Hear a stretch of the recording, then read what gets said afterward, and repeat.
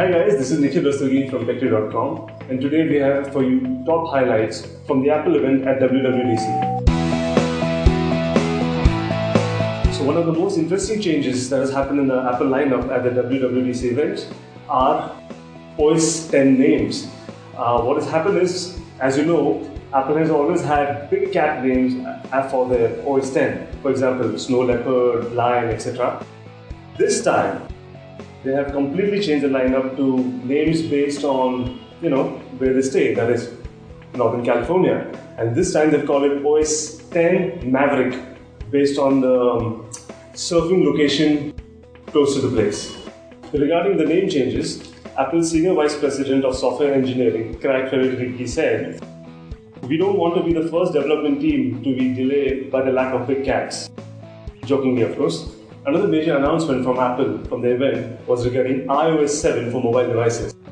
Now, the iOS 7 has got a new sharper look, cleaner, flatter design, and has some accompanying 3D layers with it. If you look at the screenshots, it actually looks a bit Symbian-ish and Migo-ish, if I may say. The notification center has been redesigned, which can now be viewed from the lock screen.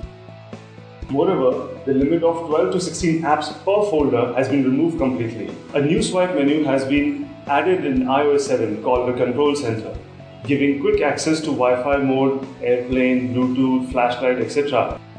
Taking a few pointers from Windows Phone RV Apple. After much speculation, Apple has finally launched the much hyped about online music streaming service called iTunes Radio. iTunes Radio is compatible with the iPhone, iPad, iPod Touch, Mac, and even PC. The service starts with a list of featured stations curated by Apple. Curated by Apple people. You know how picky and stingy Apple gets with their stuff. The iTunes Radio service also features Siri integration, like others in its genre, also learns about what you prefer to listen. It is ad-based, but the paid free ad version will cost you approximately 2,000 rupees.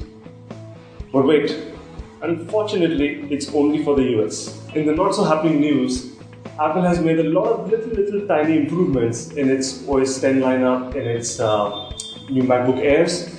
Nothing mind-blowing, mind you. You really miss you, Steve Jobs. Some of the many little features that Apple has introduced which you liked are Finder tabs. You know when you double-click and many Finder windows open all over the place? Well, Apple has integrated it into tabs.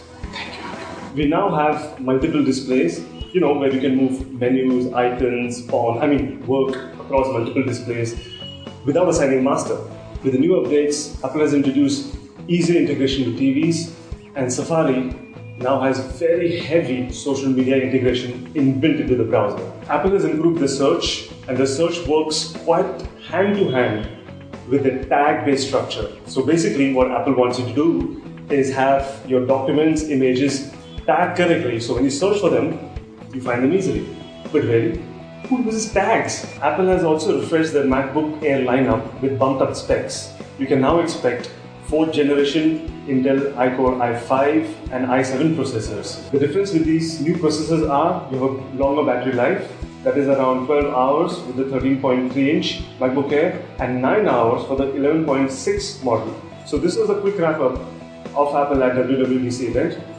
Do share your comments and views right down below. And don't forget to follow us on our Twitter handle at Techtree.